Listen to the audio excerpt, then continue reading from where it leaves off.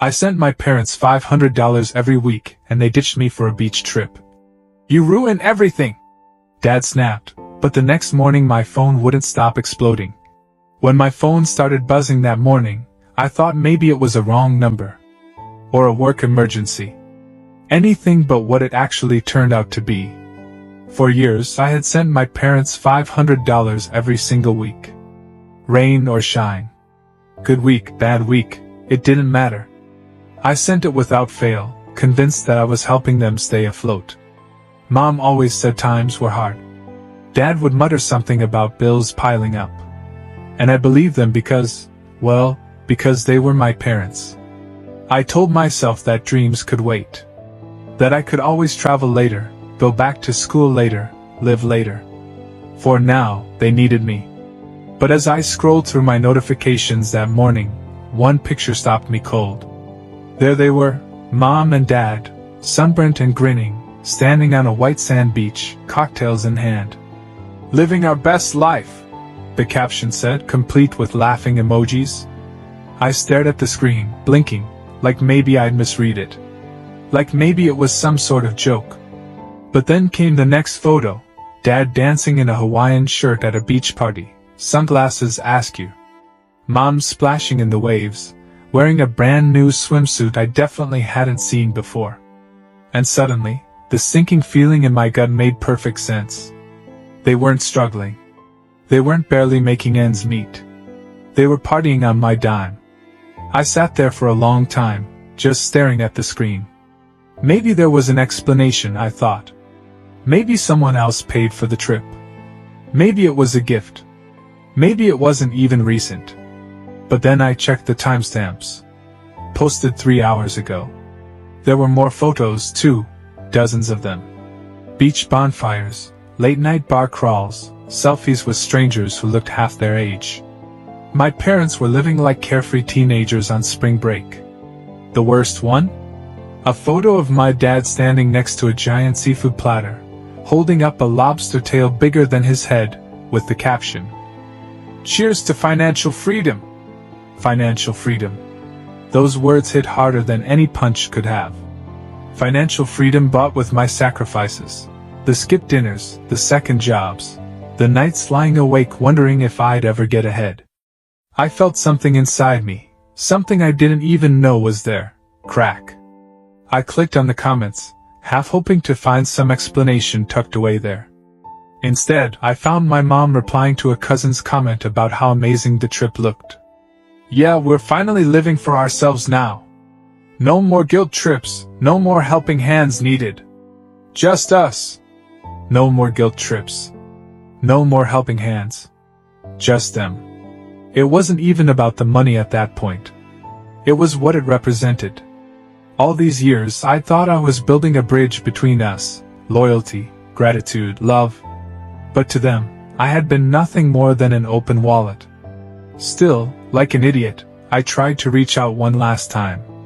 I picked up my phone and called my dad. It rang. And rang. And rang.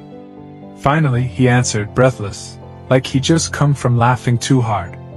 "Hey, what now?" he said, the impatience clear in his voice. I swallowed the lump in my throat. "I saw the pictures," I said quietly. There was a pause. Then a heavy sigh. And then, in a tone sharp enough to slice through steel, he snapped. "You ruin everything!" Before I could even form a response, he hung up. Just like that. The line went dead. And with it, so did any last pieces of hope I was foolish enough to hold on to. I set the phone down on the table, staring at it like it might somehow offer an explanation. But there was nothing. Just silence, and the slow, steady realization that the people I thought I was saving had never really cared whether I drowned in the process. I didn't sleep that night.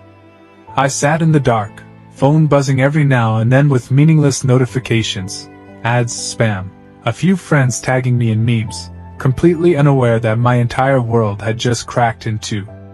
At around midnight, I opened the family group chat. I don't even know why I did it. Maybe some desperate, stubborn part of me still hoped there would be an explanation, an apology, something. But what I saw made my blood run cold. New messages. Pictures. More of them. On jet skis now, Dad wearing mirrored sunglasses and throwing a thumbs up to the camera. Mom sipping from a coconut with a little umbrella in it. Captioned, "Living the dream. Finally free. Finally free." As if I had been the ball and chain keeping them down all this time. Something inside me broke then. Something deep. Something old. A thread I'd been clutching onto since childhood. This belief that maybe if I just tried hard enough, they would finally treat me like I mattered.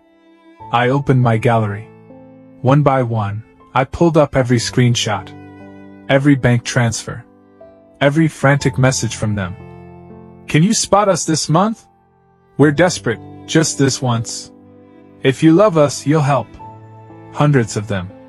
Years of them. And then I opened social media and started scrolling through their profiles, pulling every photo from their so-called struggling years, vacations, spa days, shopping sprees, fancy dinners. I hadn't wanted to believe it before. I told myself that sometimes people needed a little happiness even in hard times. That they deserved a break. But now I saw it for what it was. It had never been about survival. It was about entitlement. At 2 in the morning, heart pounding, hands shaking slightly, I started typing. First, into the family group chat. I uploaded every screenshot, bank transfers, messages, photos, all laid bare, without commentary. Let the truth speak for itself. Then I wrote. "You said you needed help? I gave it. You said you were struggling? I believed you. You said you loved me? I was foolish enough to think it was true. No more. Enjoy your freedom. This is mine." I hit send. The little, seen, indicators popped up almost instantly. No one replied. And I didn't wait for them to. I posted the same evidence to our extended family group. Aunts, uncles, cousins, everyone who had ever wondered why I was always so tired, why I never had money for vacations, why I lived like a ghost while my parents floated through life. Let them all see. Let them know. And then, without waiting for the storm I knew was coming, I blocked my parents' numbers. Blocked their emails. Blocked them on every social media platform. I deleted the family group chats. I closed the last open window into a life that had never really included me. For the first time in years I slept. Not well. Not peacefully. But enough. Enough to know I had finally taken the first step toward choosing myself. When I woke up the next morning, my phone was already vibrating across the nightstand. Not just vibrating, it was practically dancing. 37 missed calls. 29 text messages. The family group chat, the extended one, had exploded overnight. Messages flying back and forth like shrapnel. Some of my cousins were furious on my behalf, sending messages like, "You don't deserve this. We had no idea what they were really doing. We're so sorry, man. We should have seen it sooner."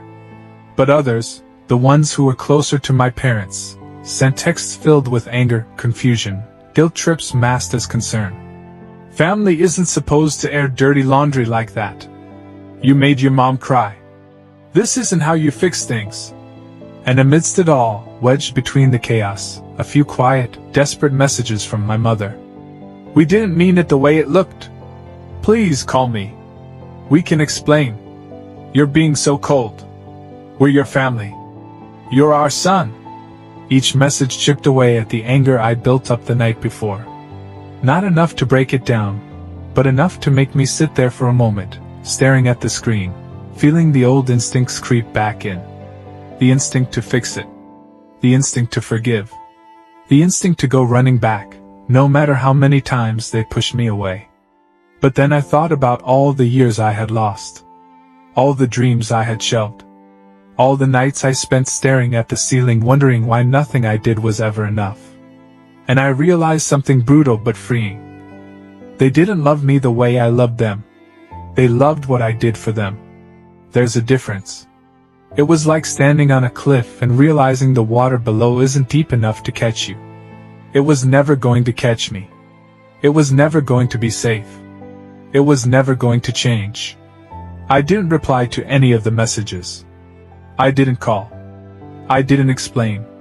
Instead, I grabbed my laptop and started planning something I'd been putting off for years. A move. A fresh start. A real beginning. Not 5 minutes later, I had an appointment scheduled with a realtor. A one-bedroom apartment in a new city, a few hours away, close enough if I ever wanted to visit people who actually cared, but far enough that the gravitational pull of guilt couldn't drag me back. No more $500 a week. No more last-minute money transfers. No more emotional blackmail. No more apologies for choosing myself. I was done patching a sinking ship.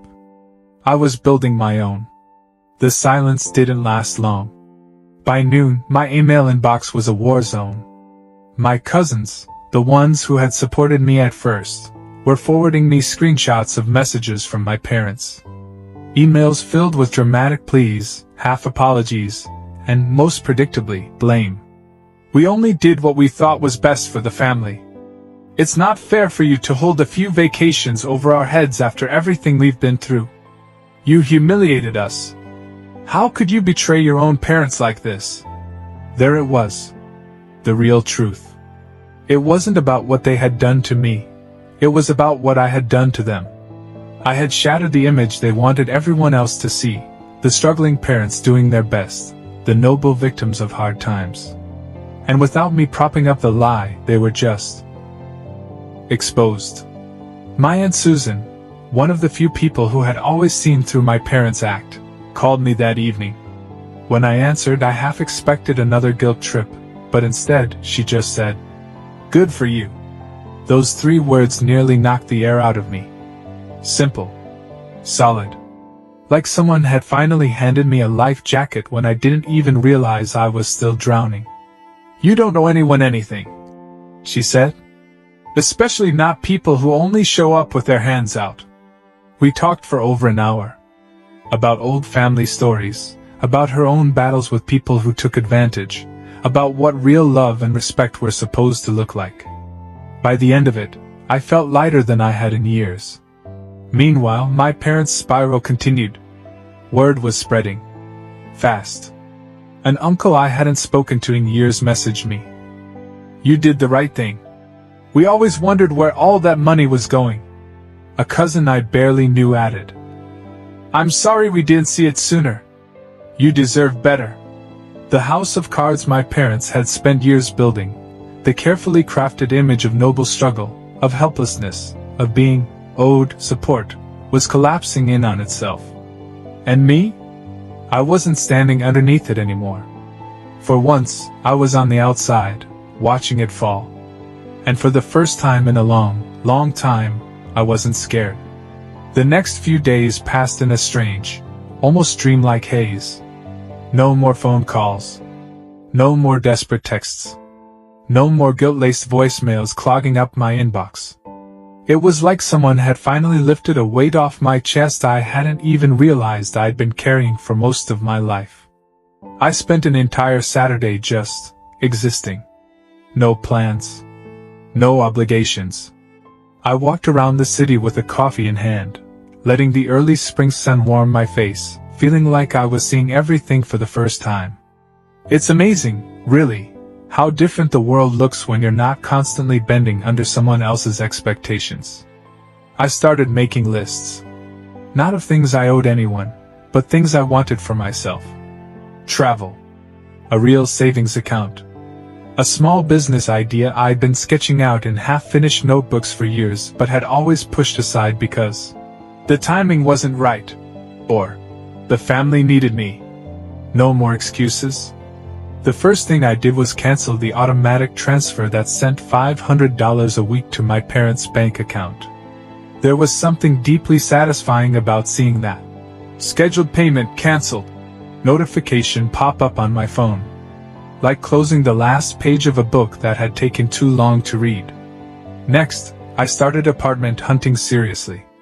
Not just any apartment, A little place in a city where no one knew me as the guy who was always working 2 jobs to support his family. A place where no one expected anything from me except maybe to say good morning in the hallway. Every night after work, I scrolled through listings, picturing what my new life might look like.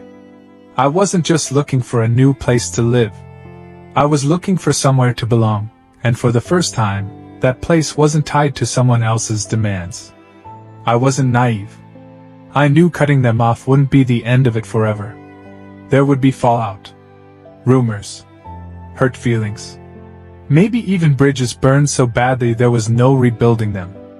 But oddly enough, none of that scared me.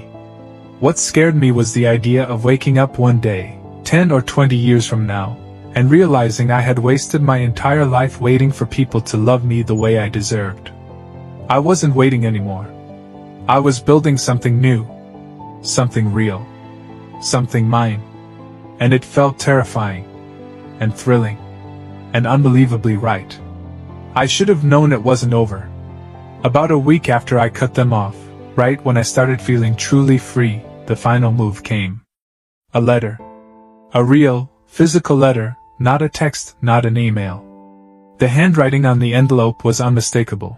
My mother's, neat and carefully looped, like she thought if she made it look sweet enough, I'd somehow forget everything. I almost didn't open it.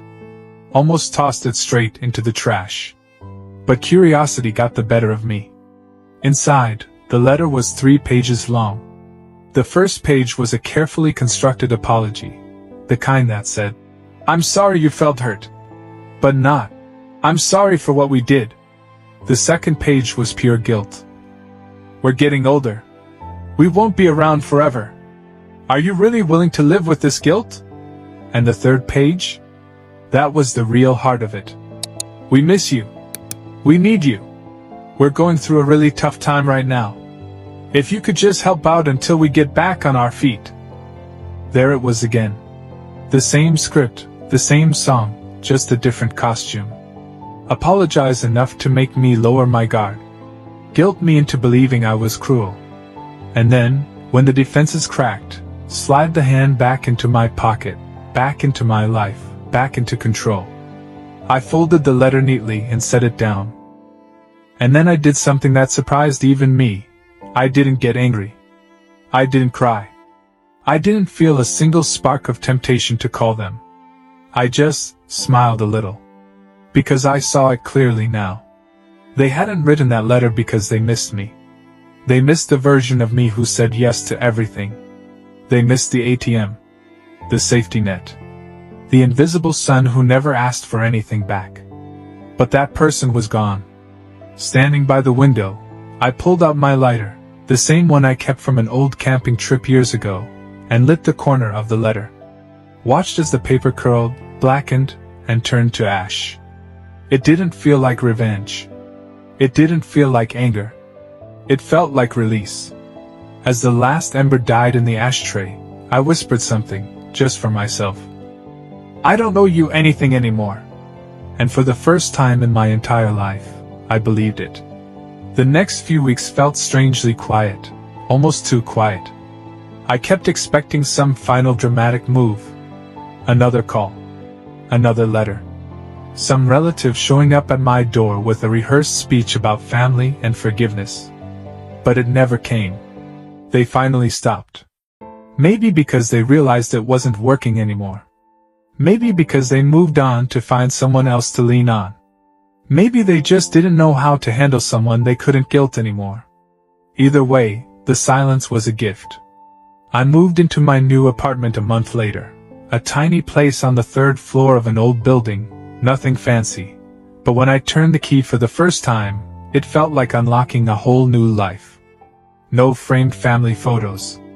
No memories I had to explain away. Just blank walls, open windows, and space that was mine. On my first night there, I sat on the floor eating takeout straight from the container, watching the city lights flicker through the window, and for the first time, I didn't feel alone. I felt free. They had taken so much from me over the years. Money, time, trust. But they hadn't taken me. And now, I was finally learning who that person was without them. It's funny how you don't realize how deep a wound runs until you stop trying to cover it up. For years I had told myself stories to survive. They're doing their best. They love me, they just don't know how to show it. If I keep giving, someday they'll appreciate it. But the truth was sharper, colder, and somehow more liberating. Some people love what you do for them, not who you are. And once you stop doing, the illusion shatters. At first, that truth broke something inside me. I grieved the family I thought I had. Grieved the parents I had built up in my head, the ones who never really existed outside of my hopes. It was a deep kind of sadness, like standing in the ruins of a house you spent your whole life trying to build, realizing it was never going to be finished, never going to be a home. But after grief, came clarity. I realized that love, real love, doesn't come with ledgers and price tags. It doesn't throw your sacrifices back in your face when you finally say no. It doesn't vanish the moment you stop handing over pieces of yourself. And most importantly, love isn't something you should ever have to earn. I spent so long thinking my worth was tied to what I could give, to how much I could sacrifice, to how small I could make myself to fit into spaces that were never meant for me. But not anymore. Now I give because I want to, not because I'm afraid someone will leave if I don't. Now I choose who gets a seat at my table. Now I understand that sometimes walking away isn't cruel, it's the purest form of self-respect there is. If I could go back and talk to the version of me who sent that first $500 all those years ago, I wouldn't tell him he was stupid. I wouldn't tell him he was weak. I would tell him this: you have a good heart. But someday, you'll learn that not everyone deserves a front row seat to it. And that doesn't make you bad. It makes you brave. And to anyone else out there, sitting in that same place, wondering if choosing yourself makes you selfish, let me tell you, it doesn't. It makes you free.